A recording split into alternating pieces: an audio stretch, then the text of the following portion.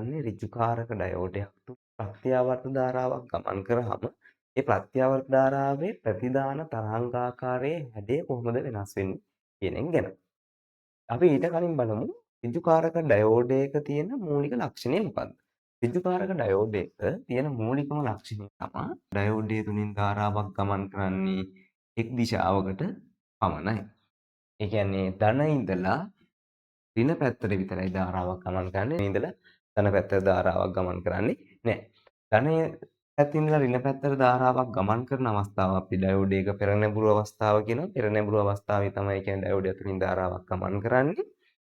ඍණ ඉඳලා ධන පැත්තට ධාරාවක් ගමන් කරන්නේ නැහැ. ඒ වෙලාවට අපි කියනවා ඩයෝඩයේ පසු නැඹුරු අවස්ථාව කියලා. හරි.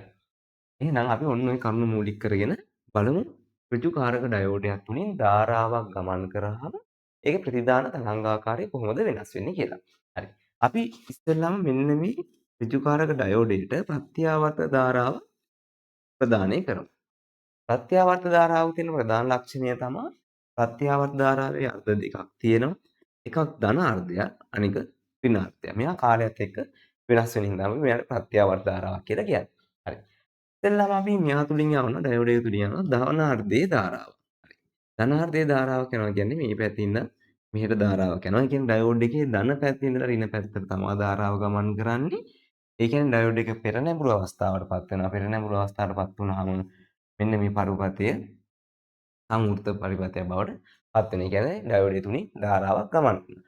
ඒ වෙලාවේදී අපිට ලැබෙන ප්‍රතිදාන තරංගාකාරයේ හැඩය මෙන්න මේ වගේ. හරිද? ඊට පස්සේ බලමු අපි ඩයෝඩයේ දැන් ධනාර්ධයේ ධාරාවක් ගමන් කරන්නේ. දැන් බලමු අපි ඩයෝඩය තුලින් ඍණාර්ධයේ ධාරාවක් ගමන් කරාම කොහොමද ඒකට ලැබෙන ප්‍රතිදානය කියලා. ඍණාර්ධයේ ධාරාවක් ගමන් කරන්නේ අපි ඍණාර්ධින්ද ධාරාව ගමන් කරනකොට මොකද වෙන්නේ?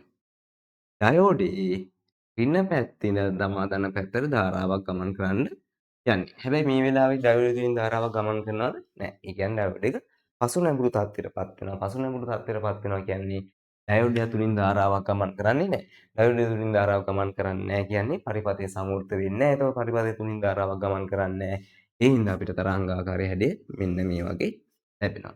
එහෙනම් ඊළඟට යන්නේ මොකද්ද? ධනාර්ධයේ ධාරාවනේ. ධනාර්ධයේ ධාරාව ගියාම මොකද වෙන්නේ?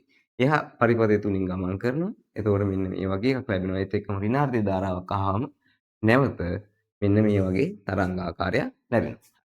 මෙන්න මේක තමයි ඍජුකාරක ඩයෝඩයක් තුලින් ප්‍රත්‍යාවර්ත ධාරාවක් ගමන් කරාම එයාට ලැබෙන ප්‍රතිදාන තරංගාකාරයේ හැඩය. හරි. දැන් අපි ඕකත් එක්කම බලමු ඩයෝඩයේ පැත්ත මාරු කරලා පරිපථයට සම්බන්ධ කරලා.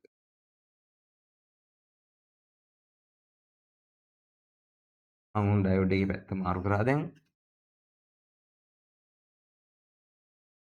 එතකොට ඩයෝඩ් එකේ ධන පැත්ත මේ පැත්ත වෙනවා.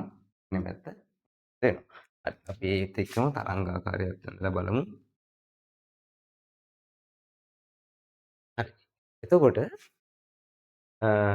දැන් ඩයෝඩයේ පැත්ත මාරු කරාම අපි බලමු මොකක්ද වෙන්නේ කියලා. ඉස්සෙල්ලාම යන්නේ මොන ආර්ධයේ ධාරාවක්ද? ධනාර්ධයේ ධාරාවක්.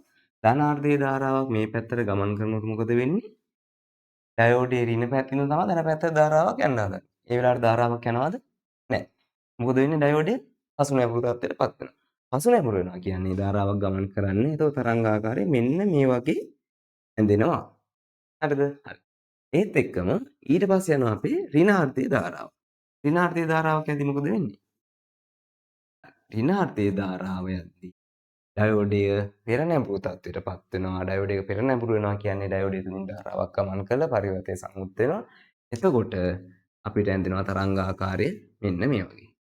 ඒත් එක්කම ආයේ මොකක්ද වෙන්නේ? ධන ධාරාවක් ගමන් කරාම ධනාර්ධයේ ධාරාවක් ගමන් කරාම තරංගාකාරයෙන් මේ විදිහට ඇඳෙනවා. ඒත් එක්කම තමා ඍණාර්ධයේ ධාරාවක් ගමන් කරාම ධාරාව මේ විදිහට ඇඳෙනවා. ඒතකොට ඔයාලට තේරෙන්න ඇති කොහොමද ඍජුකාරක ඩයෝඩයක් තුලින් ප්‍රත්‍යාවර්ත ධාරාවක් ගමන් කරාම එයාගේ ප්‍රතිදාන තරංගාකාරය හැදෙන්නේ කොහොමද කියලා.